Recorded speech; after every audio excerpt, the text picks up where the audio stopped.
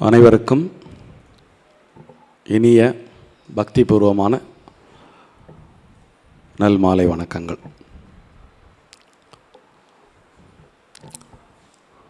அனைவருக்கும் இனிய ஆடிப்பூர திருநாள் நல்வாழ்த்துக்கள்.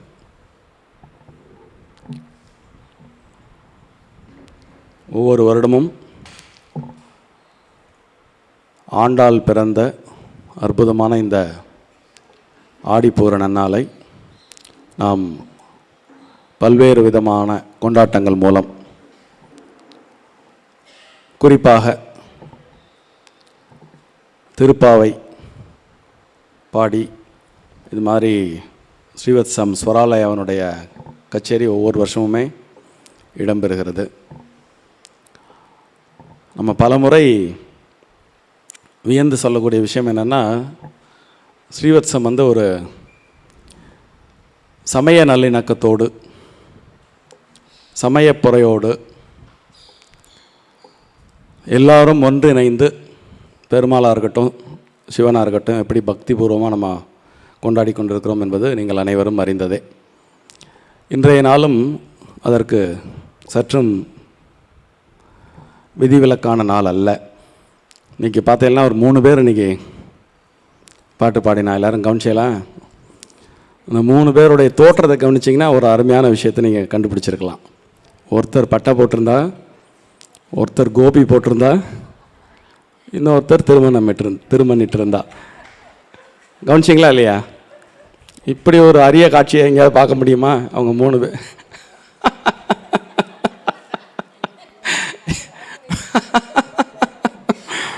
ஸோ இயல்பாக மலரக்கூடிய அற்புதமான சில தருணங்கள்.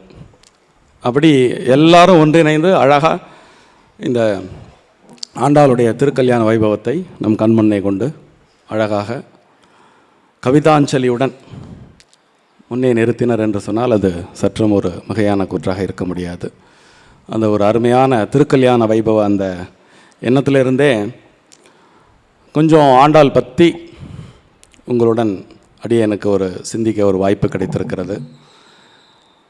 ஸ்ரீவத்சத்தில் பல்வேறு தருணங்களில் ஆண்டாள் பற்றி பல சிந்தனை கருத்துக்களை நான் உங்களுடன் பகிர்ந்திருக்கிறேன். இன்று இந்த திருக்கல்யாண வைபவத்தை ஒட்டி எனக்கும் ஒரு நீண்ட நாள் அவா, அதை இதுவரை கைகூடவில்லை. இந்த ஒரு அருமையான தருணத்தில் திருமதி வசந்தி சம்பத் அவர்கள் ஏற்படுத்தி கொடுத்த ஒரு அரிய சந்தர்ப்பத்தை பயன்படுத்தி இன்று உங்களுடன் ஆண்டாள் அருளி செய்த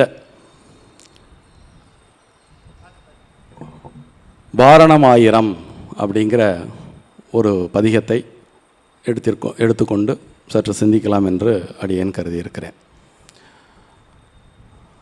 உங்களுக்கு எல்லாருக்கும் தெரிஞ்ச விஷயத்தை நான் ரொம்ப ரிப்பீட் பண்ண விரும்பலை. வைணவ உலகத்திற்கும் தமிழ் கூறும் நல்லுலகிற்கும் ஆண்டாளுடைய பங்களிப்பு என்பது வார்த்தைகளின் விவரணங்களுக்கு அப்பாற்பட்டதாகும். ஆண்டாள்னு சொன்ன உடனே நமக்கு எல்லாருக்கும் என்ன ஞாபகம் வரும்? மார்கழி திங்கள் 30 நாள் அந்த திருப்பாவை நோன்பு என்பது உடனே ஞாபகத்துக்கு வரும். ஆண்டாளுடைய பங்களிப்பில் மிகப்பெரிய பங்களிப்பு திருப்பாவை. அப்புறம் திருப்பாவை அப்படிங்கிறது பார்த்திங்கன்னா, திருப்பாவை பாடும்பொழுது ஆண்டாள் எப்பொழுதும் ஒரு குழுவோடவே இருப்பாள். ஒரு கூட்டத்திற்கு மத்தியில் இருப்பாள். கூட்டத்தோடு நோன்பிருந்து அந்த இறைவனை பக்தி செய்வதை நாம் திருப்பாவையில் காண்போம். ஆனால் நாச்சியார் திருமொழி, அவள் இயற்றிய நாச்சியார் திருமொழி முற்றிலும் ஒரு அகம் சார்ந்த 143 பாடல்களை கொண்ட ஒரு பெரும் தொகுப்பு. தமிழ் இலக்கிய மரபிலே வாழ்வியலிலும் சரி பக்தியிலும் சரி அகம் புறம் அப்படின்னு ஒரு இருபெரும் பிரிவுண்டு. அந்த வகையிலே ஆண்டாளுடைய திருப்பாவை புறம் சார்ந்த ஒன்று. அவள் இயற்றிய நாச்சியார் திருமொழி 143 பாடல்களும் முற்றிலும் அகம் சார்ந்த பாடல்கள். இங்கே தன்னந்தனியலாய் அந்த மாதவனை மனம் முடிக்க அவள் மேற்கொண்ட அந்த மாபெரும் வேள்வியில் பக்தி இருக்கும், ஞானம் இருக்கும், காதல் இருக்கும், வீரம் இருக்கும், வாழ்வியல் இருக்கும். இப்படி அந்த 143 பாடல்களில் இல்லாத ரசமே இல்லை. அதில் ஒரு பெரிய தீ என்றே சொல்லலாம். ஆண்டாளுடைய கவிதை தீ என்றே நாச்சியார் திருமொழியை நாம் சொல்லலாம்.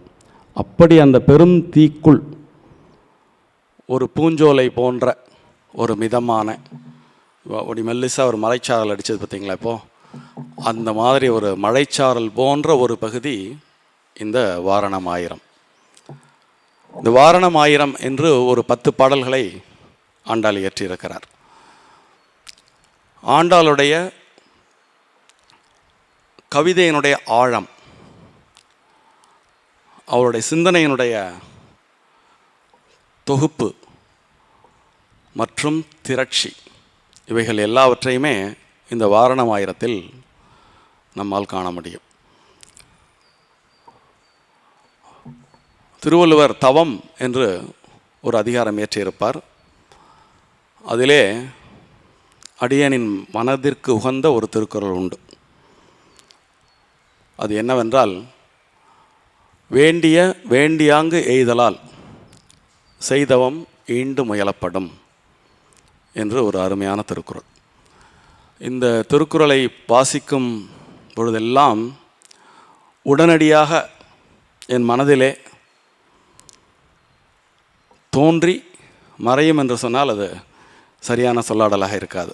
தோன்றி இருத்தும் ஒரு நினைவாக தவிர்க்கவே முடியாமல் ஆண்டாள் வந்து அந்த இடத்திலே உட்காருவாள். ஏனென்றால் ஒரு சில உயர்ந்த யூனிவர்சல் பிரின்சிபல், யூனிவர்சல் ட்ரூத்ஸ் அப்படின்னு நம்ம எடுத்துக்கலாம். இப்போ வள்ளுவர் சொன்ன இந்த 2 வரி திருக்குறளை, இந்த யூனிவர்சல் ட்ரூத்துக்கு ஒரு எக்ஸாம்பிள் சொல்லணும் அப்படின்னா அந்த எக்ஸாம்பிளை ஆண்டாளை நம்ம சொல்லிடலாம். வேண்டியாங்கு எய்தலால். ஆண்டாள் வேண்டியது என்ன? நம்ம சாதாரண மனிதர்கள் எல்லாம் ஏதோ ஒரு சின்ன சின்ன ஆப்ஜெக்டை நினைப்போம், அதுக்கே நம்மளால் ஃபோக்கஸ் பண்ணி அதை கொண்டு வந்து சேர்க்குறதுல 1008 தடங்கல்கள் வாழ்க்கையில் வருது. ஆனால் ஆண்டாள் எப்பேற்பட்ட ஒரு விஷயத்தை நம்ம முன்னாடி நிப்பாட்டி காமிச்சிருக்கா. அந்த அரங்கனையே நான் மணப்பேன், அதுதான் நான் வேண்டும் வரம் அப்படின்னு அந்த வேண்டியதை வேண்டியவாறு எய்தினாள் என்பது நாம் அனைவரும் அறிந்த விஷயமே. அப்போது அது எப்படி நடக்குங்கிறதுக்கு வள்ளுவர் என்ன சொல்கிறார்? செய்தவம், முக்காலங்களிலும் தொக்கி நிற்கக்கூடிய தவத்தை ஆற்றினால்தான் வேண்டியதை வேண்டியவாறு அடையலாம். அப்படின்னா அந்த அரங்கனை அடைவதற்கு அவள் ஆற்றிய தவம் எப்படிப்பட்டதாக இருக்க முடியும்? தவம் என்பது கண்ணை மூடி உட்காந்து அப்படியே எதையோ பார்த்துட்டு இருக்கிறதோ அல்லது எம்டியாக இருக்கிறதோ அல்ல. எந்த ஆப்ஜெக்ட் உங்களுக்கு வேணுமோ அந்த ஆப்ஜெக்டை ஃபுல்லாக ஃபோக்கஸ் பண்ணுறது. இந்த எதுக்கு நான் இவ்வளோ பெரிய பீடிகை போடுறேன்னா, இந்த வாரணம் ஆயிரத்தில் வரக்கூடிய பாடல்களில் அவளுடைய சிந்தனை செறிவு, ஒரு கற்பனை கணா அப்படிங்கிறது. இப்போ மறுபடியும் இந்த அகம்னு சொன்னேன் இல்லையா, நாச்சியார் திருமொழி எல்லாமே அகம் சார்ந்த பாடல்கள். இந்த அகத்தில் வந்து பார்த்திங்கன்னா தலைவன் தலைவி காதல், இந்த விஷயம் பெரும்பாலும் எடுத்தாளப்பட்டிருக்கும். பொதுவாகவே சைவமாக இருக்கட்டும் வைணவமாக இருக்கட்டும், ஆழ்வார்களும் நாயன்மார்களும் இறைவனை தலைவனாக கொண்டு தன்னை தலைவியாக கொண்டு நிறைய பாடல்களை இயற்றி அந்த ஜீவாத்மா பரமாத்மா தத்துவத்தை நிறுவியதை நாம் பல இடங்களில் பார்க்கிறோம். ஆண்டாள் இயல்பாகவே பெண்பாளாக இருப்பதால் இறைவனை தலைவனாக கொண்டு தன்னை தலைவியாக கொண்டு இயற்றிய அந்த காதல் பணுவல்கள் இருக்குது இல்லையா, அது வந்து உலக இலக்கியத்தின் உச்சம் என்று கூறினால் அதுவும் ஒரு மிகையான கூற்றாக நிச்சயமாக இருக்க முடியாது. இந்த வாரணம் ஆயிரம் அப்படிங்கிற இதில் வந்து ஒரு 10 பாட்டு இருக்குது. இந்த 10 பாட்டில் ஸ்டெப் பை ஸ்டெப்பாக அந்த திருமண காட்சி வரைக்கும் அவள் எடுத்துன்னு போகிற அந்த விதத்தை நீங்கள் பார்த்தீங்கனாலே தெரியும். இன்றைக்கும் பொதுவாக வைணவ திருமணங்களில் அந்த வாரணம் ஆயிரம் பாடல்கள் பாடப்படுவதை நாம் காண்கிறோம். பல சைவ திருமணங்களிலும் எடுத்தாள்வதையும் நாம் பார்க்கிறோம். வெகு நிச்சயமாக எல்லா கல்யாணத்திலையுமே இந்த வாரணம் ஆயிரம் பாடல்கள் பாடப்பட்டால் அது அந்த மணமக்களுக்கு நல்லது என்பதை நீங்கள் இதை இந்த கேட்டு முடிக்கும்போது உங்களுக்கு அது தெரியும். முதல் பாடல் அந்த ஆண்டாளுடைய அந்த கற்பனை வளம் ஒவ்வொரு வரியிலையும் அப்படியே சும்மா அப்படி தெரிக்கும். அப்படியே மாப்பிள்ளை அழைப்பு அப்படிங்கிற ஒரு விஷயத்தை நம்ம இன்றைக்கெலாம் நிறைய உங்களுக்கு காட்சி ஊடகங்கள் வந்துருச்சு, நிறைய கற்பனைகள் வந்து என்னென்னமோ கொண்டு வரலாம். ஆனால் அந்த அம்மா வார்த்தைகளில் இந்த வார்த்தைகளை கேட்கும்போதே உங்கள் மனதில் அந்த கற்பனை காட்சி விரியும். அவள் எவ்வளோ டெப்த்தாக அவள் யோசிச்சிருக்காங்கிறது உங்களுக்கு புரியும். வாரணம் 1000 சூழ வளம் செய்து, வாரணம் என்றால் யானைகள், 1000 யானை ஒரு இடத்துல அப்படியே அந்த 1000 யானை ஒருத்தரை சுற்றி இருக்கிற மாதிரி அப்படியே கற்பனை பண்ணி பாருங்க. அந்த மாப்பிள்ளை நடுநாயகமாக 1000 யானைகளுக்கு மத்தியில் நாரணன் நம்பி நடக்கின்றான் என்றெதிர். அந்த 1000 யானைகள் சூழ நாராயணனாகிய நம்பி அப்படி நடந்து வராராம் இவளுடைய எதிரில். இப்படி வரும்பொழுது அவரை எதிர்கொண்டு அழைக்கணும் இல்லையா? எப்படி அழைக்கிறாங்கங்கிறத அடுத்த வரியில் சொல்கிறார். பூரண பொற்குடம் வைத்து புறமெங்கும். இந்த பூரண பொற்குடம் அப்படிங்கிற ஒரு விஷயத்தை பற்றி தனியாக வியாக்கியானம் பண்ணலாம். பெரிய வாச்சம் பிள்ளை அவர்களுடைய வியாக்கியானம் பல பக்கங்களுக்கு நீளும். பூரண பொற்குடம் ஒருத்தருக்கு கொடுக்கறதே எதனால் அப்படின்னா, வரக்கூடுவர் வந்து கொண்டிருப்பவர், நம்மை நோக்கி வந்து கொண்டிருப்பவர் பரிபூரணர் அப்படிங்கிற ஒரு நிலை நமக்கு தெரியும் பொழுது நம்மளும் அதை பூரண கும்பம் வச்சு அவங்கள வரவேற்கணும் அப்படிங்கிற ஒரு ஐதீகத்தை அந்த இடத்துல அந்த 3வது வரியில் அதை நிலைநாட்டுறா. பூரண பொற்குடம் வைத்து புறமெங்கும், எங்கெல்லாம் நீங்கள், அதாவது இந்த அகம் தவிர மீதி இருக்கக்கூடிய இடங்கள்லாம் கண்ணு கெட்டின தூரம் வரை தோரணம் நாட்ட கனாக்கண்டேன் தோழி நான். இந்த முதல் பாடலில் அந்த மாப்பிள்ளை வரக்கூடிய அந்த காட்சியை கம்ப்ளீட்டாக அவன் கண்ணு முன்னாடி கொண்டு வந்து நிப்பாட்டிடுவான். இதில் நீங்கள் அந்த இலக்கிய செழுமைக்குள்ளே போனீங்கன்னு வச்சுக்கோங்க, இந்த ஒரு பாட்டுக்கு 1 மணி நேரம் போகாது. இந்த 4 வரியிலையும் நீங்கள் பாருங்கள். வாரணம் 1000 சூழ வளம் செய்து, முதல் வார்த்தை வாரணம். அடுத்தது வாரணம் 1000 சூழ வளம் செய்து நாரணன் நம்பி நடக்கின்றான். முதல் அடியில் வந்து பார்த்திங்கன்னா நாரணன். அடுத்தது பூரணம், கடைசியில் தோரணம். ஸோ இந்த 4 வார்த்தையும் பார்த்திங்கன்னா இந்த எதுகை மோனை வந்து அப்படி பளிச்சுன்னு அப்படி உட்காரும். அப்படி இது தொடர்ச்சியாக நீங்கள் எல்லா பாடல்கள்லையுமே இந்த இலக்கண அமைப்பையும் ரொம்ப ரசிக்கலாம். அந்த சொல்லாடல், அந்த ஒளி அமைப்பு, இதெல்லாமே வந்து ரொம்ப பிரம்மாண்டமாக இருக்கும். வெறும் கருத்துச்செறிவு மட்டும் இல்லாமல் இலக்கண இலக்கிய செறிவும் அதிலே உண்டு. ஸோ முதல்ல அந்த மாப்பிள்ளை அழைப்பு காட்சியை சொல்லிட்டா.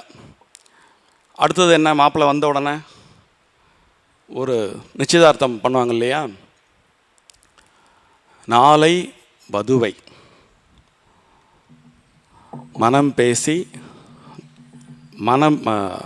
பேசி நாளிட்டு, நாளை வதுவை மனமென்று நாளிட்டு, பாலை கமுகு பரிசுடை பந்தற்கீழ் கோளரி மாதவன் கோவிந்தன் என்பான் ஓர் காலை புகுத கனா கண்டேன் தோழி நான். இந்த 4 வரியிலையும் நிச்சயதார்த்த ஓலை எழுதாச்சு. நாளைக்குன்னு இமீடியட்டாக அவர் வந்துட்டார், நாளைக்கு காத்தாலே நம்ம நிச்சயதார்த்தம் பண்ணிக்கலாம் அப்படின்னு பேசி, அந்த நிச்சயதார்த்த மண்டபம் எப்படி இருக்குது? இன்றைக்கும் சில கோயில் கும்பாபிஷேகத்துக்கு நீங்கள் போனீங்கன்னா அந்த யாகசாலை கோயிலோட என்ட்ரன்ஸ் எல்லாம் வந்து பார்த்திங்கன்னா இந்த பாலை கமுகு இதெல்லாம் நிறைய பறித்து கொண்டு வந்து அழகாக அங்கே தொங்க விட்டுருப்பாங்க. அதாலேயே பந்தல் போட்டிருப்பாங்க. ஸோ அதுக்கு கீழே யார் வரா, யார் உட்காண்டிருக்கா அப்படின்னு அவங்க சொல்கிறத நீங்கள் பார்த்தீங்கன்னா, அந்த டிரான்ஸ்ஃபர்மேஷன், கோளரி, ரொம்ப வீரமான நாராயணனை முதல் வார்த்தையில் குறிப்பிடுறார். மாதவன், அதுலேருந்து அடுத்த டிரான்ஸ்ஃபர்மேஷன். மாதவனுக்கு வந்து தமிழில் நேரடியாக மொழிபெயர்த்தா திருமகள் கேள்வன் அப்படின்னு சொல்லுவாங்க. அதாவது அம்பாளோடு தாயாரோடு அமர்ந்திருக்கக்கூடிய மகாவிஷ்ணு. கோவிந்தன் ரொம்ப இன்னும் கீழே இறங்கி வந்து மக்களோட மக்களாக பழகக்கூடியவர். அப்படிப்பட்டவர் அந்த மண்டபத்தில் ஒரு காளை புகுத, அப்படி ஒரு காளை மாதிரி அப்படி புகுத கனா கண்டேன் தோழி நான். ஸோ இதில் இந்த கணா அப்படிங்கிற ஒரு விஷயம், கனவு அப்படிங்கிற ஒரு விஷயம் வந்து அகப்பொருளில் வந்து ரொம்ப முக்கியமான ஒரு இடத்தை பெறுகிறது. ஒரு பெண் நான் இவரை விரும்புகிறேன் அப்படின்னு சொல்கிறதுக்கு ஒரு வெட்கம் இருக்கும், ஒரு தயக்கம் இருக்கும். இவர் வந்து என்னை மாலை சூட்டியதாக நான் கனா கண்டேன் அப்படின்னு சொல்லும் பொழுது அந்த வெட்கம் அந்த இடத்துல தேவைப்படாது. ஸோ கனவுல நடந்த ஒரு விஷயம் தானே, அது நீங்கள் எப்படி வேணாலும் எடுத்துக்கலாம். ரெண்டாவது, எதிர்காலத்தில் நடக்கப் போவதை நடந்த நிகழ்வாக கூறும் ஒரு பெரிய கம்ஃபர்ட் வந்து இந்த கனவில் இருக்குது. ஸோ இந்த நிச்சயார்த்தம் வந்தாச்சு இல்லையா, இதில் ரொம்ப அடுத்த அந்த 3வது பாடலில் ஒரு தமிழ் இலக்கியம் குறித்து வைக்கக்கூடிய ஒரு பிரம்மாண்டமான ஒரு விஷயம். இன்றைக்கும் தென் தமிழ்நாட்டிலையும் சரி வட தமிழ்நாட்டிலையும் சரி ஒரு முறை உண்டு. அது என்ன முறை அப்படின்னா, ரெண்டு குடும்பத்தில் ஒரு சம்மந்தம் பேசுகிறதுன்னு ஒரு முடிவு பண்ணியாச்சு. அப்படின்னா பெண் கேட்டல் அப்படிங்கிற ஒரு விஷயத்த தமிழ் இலக்கிய மரபு வந்து மகள் கேட்டல் அப்படின்னு சொல்லும். பெண் பார்க்க போகிறோம் படலம் இருக்கு இல்லையா, அதுக்கு வந்து ஒரு தனியான தமிழ் சொல்லே உண்டு, மகட்பேசி அப்படின்னு. இப்போ இந்த நிகழ்வு, அந்த மகள் பேசும் அந்த நிகழ்வு எப்படி நடக்கிறது அப்படிங்கிறத அடுத்த பாட்டில் சொல்கிறேன். இந்திரன்லாம் வரார். என்ன, இந்திரன் வந்து இந்த தேவர் குழாம் வந்திருந்து மகட்பேசி மந்திரத்தால், அதுக்கப்புறம் நம்மளுடைய கோடி இருக்கு இல்லையா, மந்திர கோடி உடுத்தி மணமாலை அந்தரி சூட கனா கண்டேன் தோழி நான் அப்படின்னு. ஸோ இந்த பொன்பாக்க வர்ற படலத்தில் அதாவது இதில் 2 விஷயம் நம்ம நுட்பமானத்தில் கவனித்தோம்னா, வடமொழி சொற்களும் இதில் இருக்கும், தூய்மையான தமிழ் சொற்களும் இருக்கும். அது ரெண்டும் அப்படி ரைட் மிக்ஸ் ஆகும் இந்த இதில். இப்போ எப்படி சம்பந்தம் கலக்கிற மாதிரி வைதீகத்தையும் தமிழ் மரபையும் இந்த சம்பந்தம் காலத்தில் ஆண்டாள் ரொம்ப அழகாக கலந்த ஒரு விஷயத்தை நம்ம இந்த பாடலில் நம்மளால் பார்க்க முடியும். அந்த மகட்பேசி, இந்த அந்தரிங்கிற ஒரு விஷயம் யார் அப்படின்னு கேட்டிங்கன்னா, அந்தரின்னா துர்கா, திருமாலுடைய தங்கை. இந்த மந்திரம் பேசி இது முடித்த உடனே நம்ம இந்த வேள்வியில் வச்சு ஒரு கோடி புடவை இருக்கு இல்லையா, அதை கொடுத்து அவளுடைய கழுத்தில் மாலை சூட்டக்கூடியது யார் என்றால் அந்தரி அப்படின்னு இப்போ அப்படியே தேவலோகத்தையே அப்படி கொண்டு வந்தால அடுத்த பாடலில் அப்படியே கம்ப்ளீட்டாக கிரவுண்டிங், எல்லா இடத்துலையும் 4 பக்கம் 4 திசை சென்று தீர்த்தம் கொணர்ந்து நெனி நல்கி பார்ப்பன சிட்டர்கள் பல்லாரோடு தோதி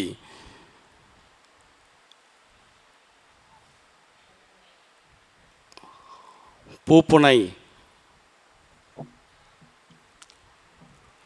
கன்னி, இந்த இடத்துல தூயவன் வருமா புனிதம் வருமா, கன்னி புனிதன், பூப்பனை கன்னி புனிதன் தன்னோடு காப்பு நான் மாட்ட கனா கண்டேன் தோழி. அந்த ஒவ்வொரு பாட்டிலையும் பார்த்தீங்கன்னா ஒவ்வொரு நிகழ்ச்சி அப்படியே டிரான்ஸ்ஃபர் ஆகி அடுத்து இப்போ வந்து காப்பு கட்டுதல் அப்படிங்கிற ஒரு நிகழ்ச்சிக்கு வந்தாச்சு. இந்த காப்பு கட்டுதல் நிகழ்ச்சிக்கு அவர் சொல்லக்கூடிய விஷயம் பார்த்திங்கன்னா, இந்தியாவில் எங்கும் உள்ள நதிகளிலிருந்து நீரை கொண்டு வந்து சிறந்த பார்ப்பன சிரேஷ்டர்கள் அவங்களெல்லாம் அதில் ரொம்ப ஸ்பெஷலான பர்சனை அவங்க வந்து ஓதி, இதில் மறைபொருளாக சில விஷயங்கள்லாம் இருக்கும். அது என்ன அப்படின்னா, இந்த மாதிரியான மங்கள நிகழ்வுகளில் புனித நதியிலிருந்து நீர் கொண்டு வந்து இடத்தை தூய்மைப்படுத்தணும். தூய்மைப்படுத்தின பிறகு நீங்கள் இந்த இடத்த விட்டு வெளியில் போகக்கூடாதுங்கிறதுக்காக தான் காப்பு கட்டணும். என்ன, புனிதப்படத்துக்கு அவசியமே இல்லாத ஒரு புனிதனுக்கு அவனோட என்ன சேர்த்து இந்த காப்பு கட்டி, இந்த காப்பு கட்டும் நிகழ்ச்சி நல்லபடியாக முடியும் அப்படின்னு அந்த 4வது பாடல். அடுத்து 5வது பாடல். மனப்படமாக இருக்குது போல இருக்கு உங்களுக்கு. நான் அப்பப்போ தடுமாறினா எடுத்து கொடுங்க. அப்போ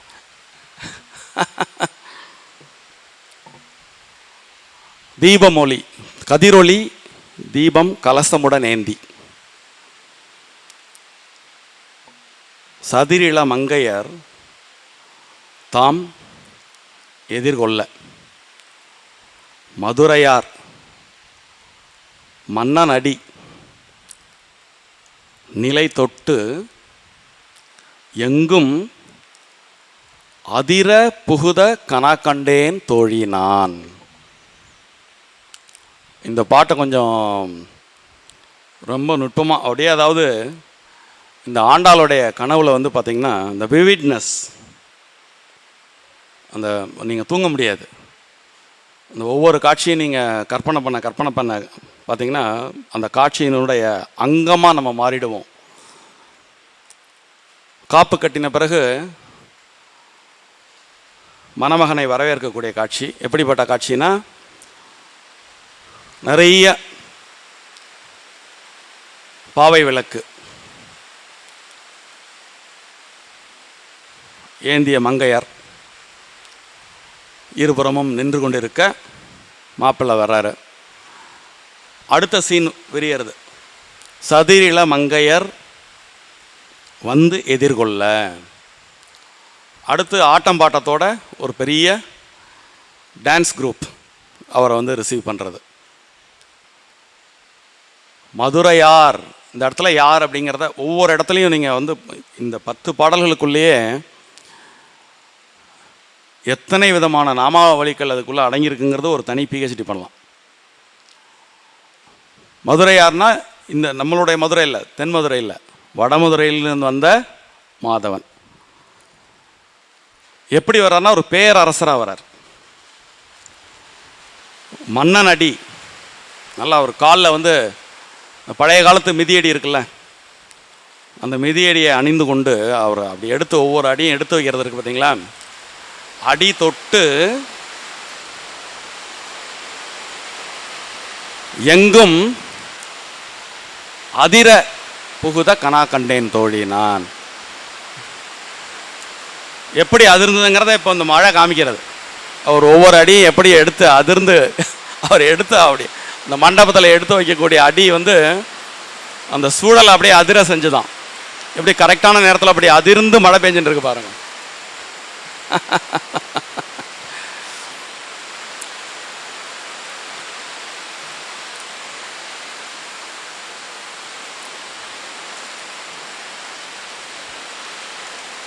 அடுத்த பாடல்ல மத்தளம் கொட்டி வரிசங்கம் நின்றூத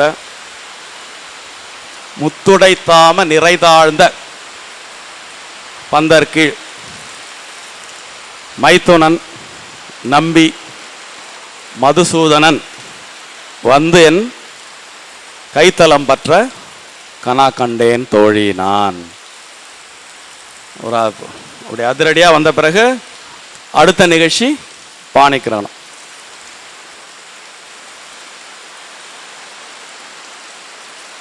இந்த கல்யாண காட்சியில் எப்படிப்பட்ட வாத்தியங்கள் எல்லாம்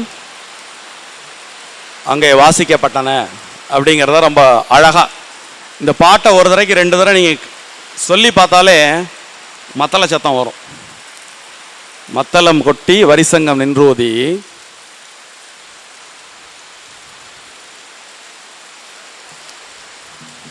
முத்துடைத்தாம நிறைதாழ்ந்த பந்தர்கீழ் மைத்துனன்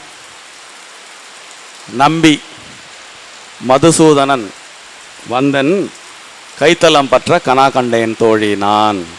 இந்த முதல் 4 வரியை படித்து பாருங்க, ஒரு மத்தள சத்தம் உங்களுக்கு நல்லா கேட்கும். இதற்கு அடுத்தது நமக்கு ஒரு திருமண நிகழ்ச்சிகளில் என்னென்னலாம் பண்ணணும் அப்படின்னு நமக்கு மறந்து போச்சுன்னா இந்த 10 பாட்டை எடுத்து வச்சுக்கலாம். இந்த 10 பாட்டில் உள்ள சிஸ்டத்தில் ஒன்றொன்னா எடுத்து இந்த நிகழ்ச்சிகளை பண்ணிட்டா ஒரு முழுமையான திருமண நிகழ்வை நம்ம செஞ்சு முடிச்சுடலாம். வாய் நல்லார் நல்ல மறையோதி மந்திரத்தால். இந்த ஒவ்வொரு வார்த்தைக்கும் சொல்லிகிட்டே போனோம்னா நிறைய சொல்லலாம். ஏன்னா ஒரு 4 வார்த்தை கொண்டு ஒரு வரி எழுதிய அந்த ஆண்டாளுடைய வரிகளுக்கு பிரம்மாண்டமான விளக்கங்கள் சொல்ல முடியும். அவள் எதையுமே அசால்ட்டாக மேம்போக்கா அப்படி போகிற போக்கில் சொல்லிட்டு போகல. ஒன்றொன்றுக்கு பின்னாடியும் ஒரு பெரிய தவச்சிந்தனையுடன் கூடிய கவிதையாக நாம் இதை பார்க்கலாம். அதாவது மறையோதுபவர்கள் எல்லாருமே நம்ம நடைமுறையில் பார்க்கலாம். மறையோதும் அந்தணர்கள் நிறைய பேர் இருப்பாங்க, நிறைய தெரிஞ்சிருக்கும். அதில் சாதாரண நேரங்களில் மறையோதும் நேரம் தவிர மற்ற நேரங்களில் வாயிலிருந்து தவறான வார்த்தைகளை பிரயோகப்படுத்தாத வாய் நல்லோர். ஸோ அவங்க வெறுமனே அத்தியனம் செய்த கனபாடிகளாக இருந்தால் மட்டும் போராது, எப்பொழுதுமே நற்சிந்தனையுடையவர்களாகவும் நல்ல வார்த்தை பேசக்கூடியவர்களாகவும் இருக்கக்கூடியவர்களை தேர்ந்தெடுத்து வாய் நல்லோர் நல்ல மறையோதி மந்திரத்தால்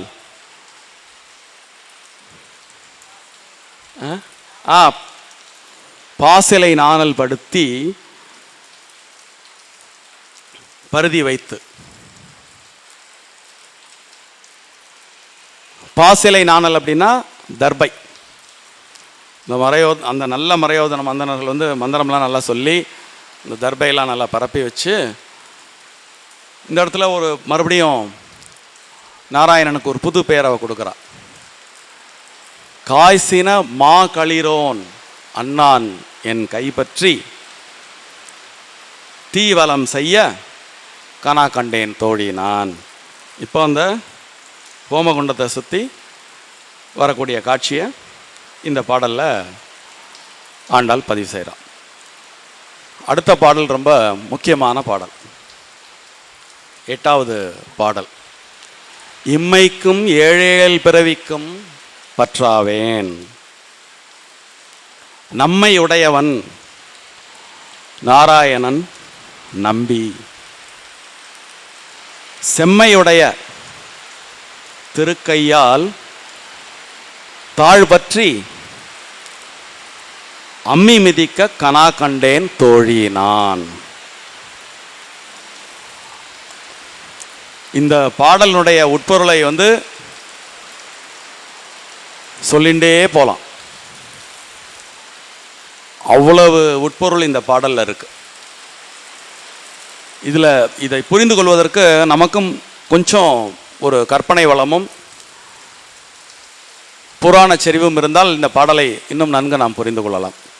இந்த இடத்துல வரும்போது இது வரைக்கும் தனியாக சொல்லிகிட்டே வந்தோம் இல்லையா, அந்த 7 பாட்டில் இந்த 8வது பாட்டில் வரும்பொழுது எல்லாரையும் சேர்த்துக்கிறான். இந்த 8வது பாடலில் இம்மைக்கும் ஏழேல் பிறவிக்கும் பற்றாவேன். இப்போ நான் பிடிக்கிற இந்த கைத்தலம் பற்றக்கூடிய இந்த காட்சி இந்த ஜென்மத்தோடு முடியல, வரக்கூடிய 7 ஜென்மங்களிலையும் இது தொடரும் அப்படின்னு சொல்லிட்டு அந்த நாராயணனுடைய ஸ்பெஷாலிட்டி சொல்கிறார். நம்மை உடையவன் இந்த இடத்துல நம்ம எல்லாரையும் சேர்த்துக்கிறான். தனியாக அந்த இடத்துல அந்த பெருமையை சேர்த்துக்காம நம்மை உடையவன் நாராயணன் நம்பி, அப்படிப்பட்டவனுடைய செம்மையான திருக்கையால் மனுஷிதானே ஆண்டாள், இவளுடைய தாழ் பற்றி செம்மையுடைய திருக்கையால் தாழ் பற்றி அம்மி மிதிக்க கனா கண்டேன் தோழி நான் அப்படின்னு அந்த 8வது பாடல்ல ஆண்டாள் பரிபூர்ணமாக இந்த இடத்துல பிரசன்ட் ஆகிருக்கிறதுக்கு இது ஒரு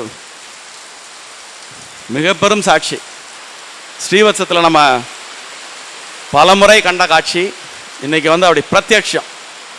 என்ன சார்ங்க முதித்த சரமழைன்னு ஆண்டாள் பாடிய அந்த மழை இப்பொழுது கொட்டி கொண்டிருக்கிறது.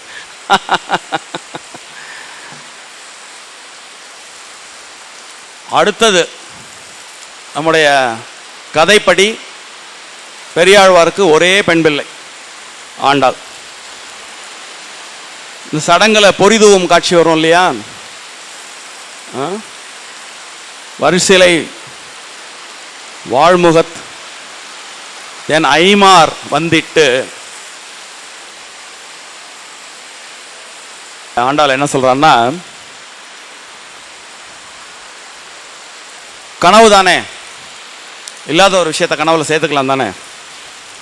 அவளுக்கு நிறைய தமையன்மார்கள் இருந்தா எப்படி இருக்கும் அந்த காட்சி, அது மாதிரி வரிசையா என் ஐமார் வந்திட்டு எனக்கு மேற்பட்ட தமையன்கள் எல்லாம் வந்து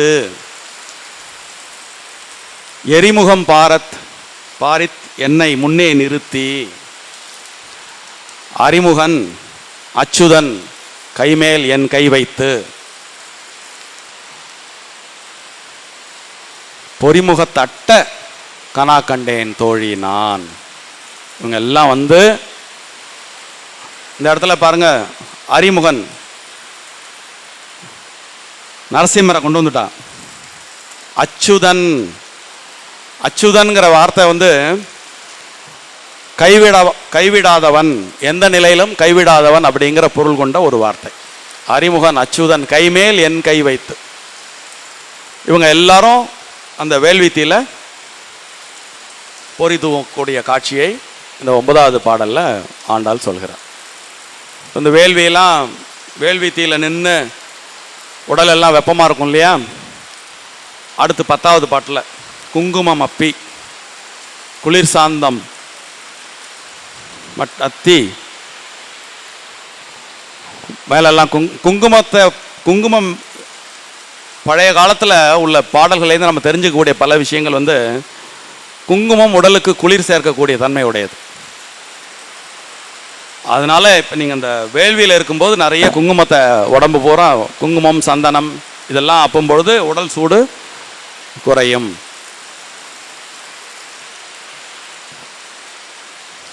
மங்கள வீதி வலம் செய்து மனநீர் இந்த மாதிரி குங்குமத்தெல்லாம் அப்பிண்டு வீதி உலா போறாங்க. எப்படி போறாங்க? அங்க அவனோடு உடம் சென்று அங்கோர் ஆணை மேல்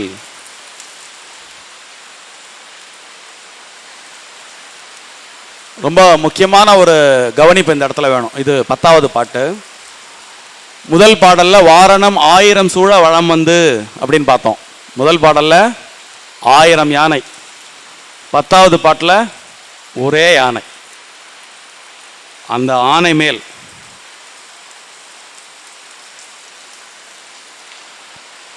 மஞ்சமாட்ட கனா கண்டேன், மஞ்சனமாட்ட கனா கண்டேன் தோழி நான். 10வது பாடல்ல தனியா நகர்வலத்தில் ஓர் ஆணை மேல் அந்த மாதவனுடன் சென்று அந்த யானை மேல் இருந்தபடியே திருமஞ்சனம் ஆட்ட கனா கண்டேன் தோழி நான் அப்படின்னு இந்த 10 பாடல்ல ஒரு திருமண நிகழ்வு எப்படியெல்லாம்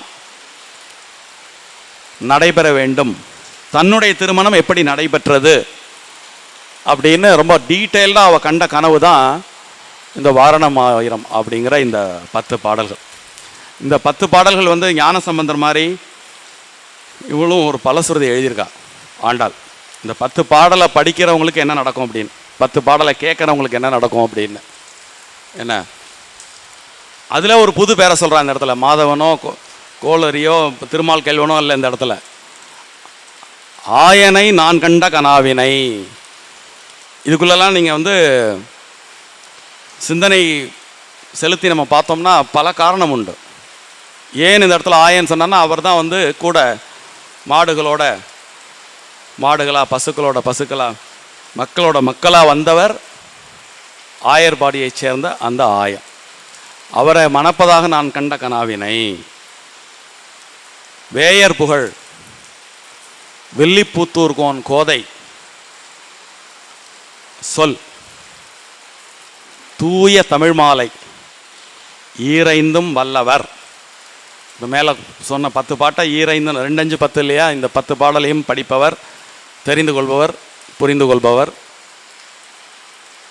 வாயு நன்மக்கட் பேறு பெற்று மகிழ்வரே அப்படின்னு ஒரு ஆசீர்வாதமும் பண்ணி ஜம்மன் இந்த வாரணம் ஆயிரம் பாடலை ஆண்டாள் பூர்த்தி செய்வாள். ஸோ இன்றைக்கி ஆடிப்பூர நன்னாளில் அருமையான இந்த மாலை வேளையில் வருண பகவானுடைய பெரும் ஆசீர்வாதத்துடன் வாரணம் ஆயிரத்தை உங்களுடன் ஒரு சிந்தனையாக பகிர்ந்து கொள்ள கிடைத்த பெருவாய்ப்பை மகிழ்வான வாய்ப்பாக எண்ணி மகிழ்ந்து நன்றி கூறி அமைகிறேன். நன்றி.